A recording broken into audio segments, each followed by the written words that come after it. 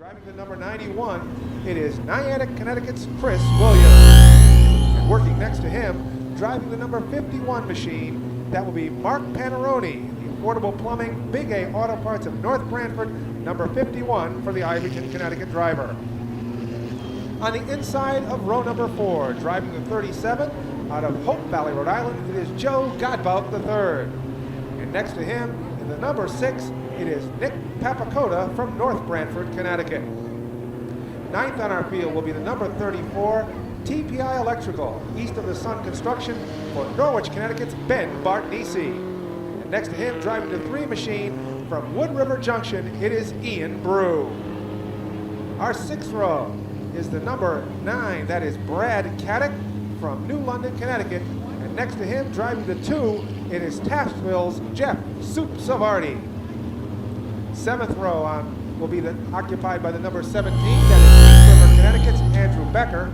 And next to him in the 01, Bill's Seafood, Finkelday Incorporated, Pier 76 Marina, present Westbrook, Connecticut's Nate Appel. Starting in position number 15, driving the 04, it is Christina Cunliffe, Trans Clean Corp, and Carl Massafara's Auto Body, JP's Hobby Shop, sponsor the Stratford, Connecticut driver. I can run it hard, but it started getting real tight off, and you know, I just missed the setup a little bit. And I think if we had this car a little more free, it might have been our day. But hey, that's racing, and we're going to take second. Ernie Bertrand with a big smile on his face as he comes home in second here in the opener in the Bud. And on the drop of the green flag, the cars tear off side by side. It is the 53 of Phil Evans and Danny Field as they've raced side by side for the opening lap here in the mini stock main event. And right behind them, the 11 of Ken Cassidy. Trouble further back in the field as Jack Aquilina catches the wall off turn number 4, and that will bring out the gold. Immediately 1 lap into the 30-lap main event for the mini stocks. And we got off to quite a fast to throw the green. As they come off 4, they'll pick up speed, green in the air. It is Danny Field jumping out. He has the lead in turn number 1. Evans now to the outside. He'll pull even as they go into turn 2. It is the 2 cars side by side down the backstretch. Now Evans by an eyelash with the lead in turn 3, but it is once again Field who pulls out in front. He'll pull away from the 53 of Evans as they go into 1. On Field's back bumper is the 05 of Randy Churchill. Churchill has done nothing but impress this weekend as he sits in the 3rd spot. Ken Cassidy runs 4th, Chris Williams 5th, and here comes Joe Godbout on the inside of Williams. He looks to grab that spot away, and Godbout is moved into the 5th spot. 3 wide battling for the lead. It is Randy Churchill on the inside, Danny Field to the outside. Field hanging on for all he's worth as they go into turn 3. Churchill pulling even, scratching, clawing. He gets even as they come off turn number 4. They were racing to turn 1 side by side, Randy Churchill and Danny Field. Now it is Churchill edging out in front as they go off turn 2. Field not content yet just to give up that lead. He'll pull even with him as they go through 3. Off 4. Churchill now moves out in front. It is a new leader. It is Randy Churchill. Ken Cassidy to the inside, looking to follow in Churchill's slipstream as they go down the backstretch. Cassidy with the spot. Field locked to the outside. On Cassidy's back bumper is the 37 of Joe Godbout. Cassidy pushes ahead. Godbout looks to continue to hold Field to the outside as they go into 1. Now it is Godbout underneath the 18 of Field, drop kicking him back to 4th. 5th we have Phil Evans. 6th the 91 of Chris Williams. Mark Panarone 7th, and Ben Bartnisi is 8th. Leading the train, it is Randy Churchill now, as Ken Cassidy Jr. looks to set him up for a pass as they go into 2 and head off the backstretch. Churchill will go around the lap car, the 83 machine of Christopher Lee. Our leaders complete the pass of the lap machine as Lee will drop off the base. And now Cassidy sets his sights on the rear end of the 05 machine of Churchill. Churchill has come out, has to be a surprise this year.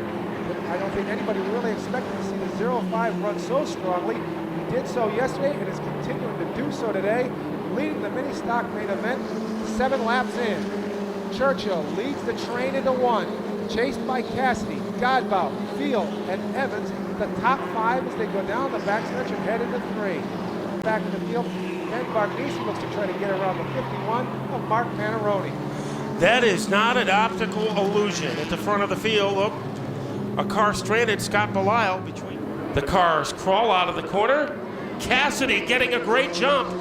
Ken Cassidy, almost like a Brahma bull coming out of the gate of a rodeo, has moved into the lead against Randy Churchill. Of course, it's going to be tough to clear the 05 car because Churchill has the leverage on the bottom groove. Godbout also roaming into contention. The top 4 drivers can fit inside a sleeping bag. 2 cars crowbarred out in front. That is Churchill. And by his outside is the 11 of Cassidy. Godbout close enough to enjoy the action in 3rd place. Then it's Field and Mark Panarone, another one of those guys who have come out of nowhere to become contenders in 2007, is running 5th. Elbow to elbow at the front of the field, Churchill and Cassidy. They stampede their way into the 4th corner. Cassidy trying to jolt his way in front. He's there by a half a car length. Godbout also in the neighborhood, and so is Field. And here comes Cassidy. He goes to the outside. Godbout goes to the inside of Churchill. Here comes Godbout, having the good track position in his favor, and he is able to nitro his way into 2nd place. Let's not forget about the wild man, Danny Field. He is trying to take the same route into 3rd place, and he dusts off Churchill to get into 3rd. So Randy Churchill had the lead, but now finds himself into 4th place. Ken Cassidy has the lead with 16 laps to go as we're approaching the halfway point. Good battle between Field and Churchill, and a good battle shaping up deeper and behind him. Here is Chris Williams. He is trying to lurk in, trying to submarine his way underneath the 51 of Panarone. Now at the front of the field, Godbout is making a move against Cassidy. Cassidy goes sideways. Can he recover in time? Here comes Godbout, and he will take advantage of that hiccup by Cassidy to take the lead with 14 laps to go. Cassidy went sideways, and Godbout just pounced on that mistake to move into the lead. Field in 3rd, followed by Churchill 4th, and then a side-by-side scenario for 5th.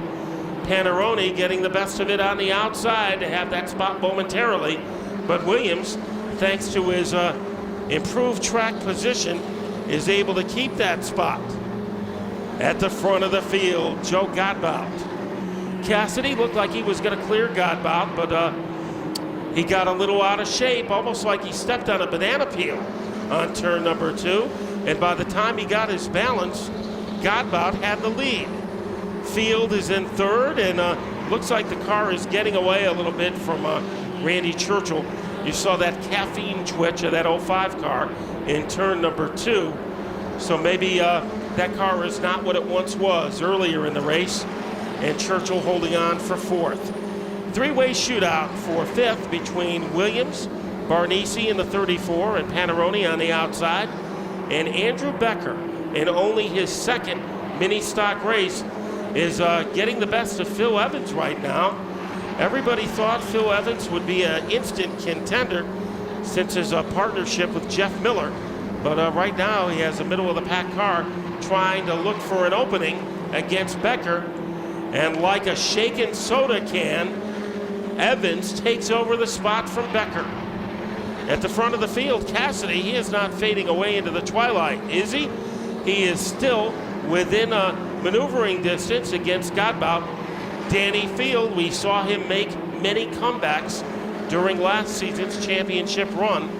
As Danny will tell you, doesn't matter how many laps he leads, as long as one of them is a final lap. So Danny Field is still in great position in which to make one of his patented late rushes. We have 7 laps to go with Joe Godbout III in the lead. Tried to sell this car.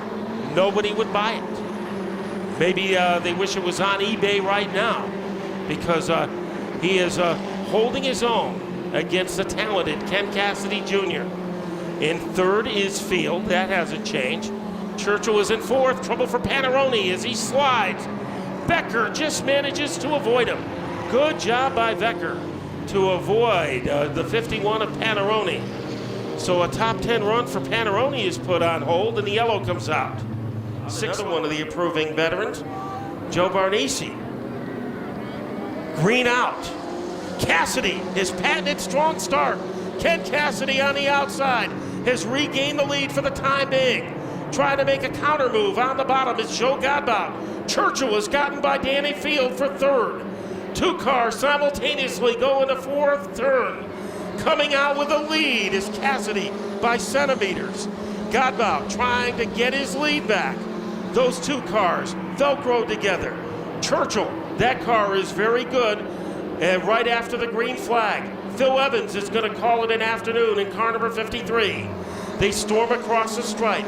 Godbout has his lead back. Cassidy not fading into the sunset. And a great two-way battle for third and fourth between Field and Churchill. The cars blur their way into the fourth corner. Godbout, let's see what he can do. He's ahead by a schnoz over Cassidy.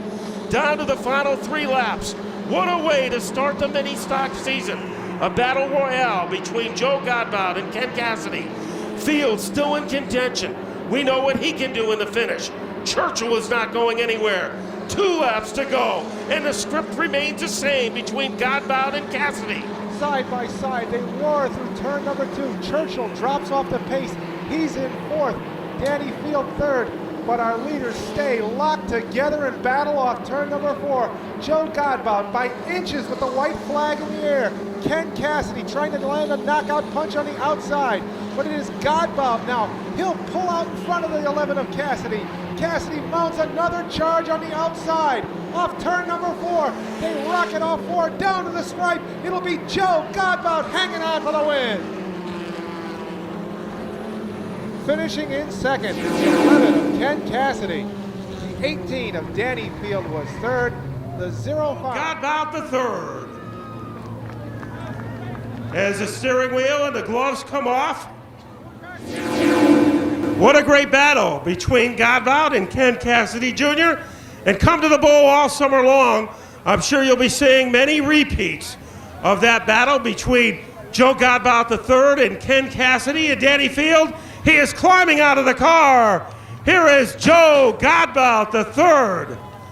Well, Joe, Friday you were telling me this car was for sale all winter. I think there's a lot of people who are sorry they didn't buy it, because when you needed a fast piece today, it was there for you. Should have bought it.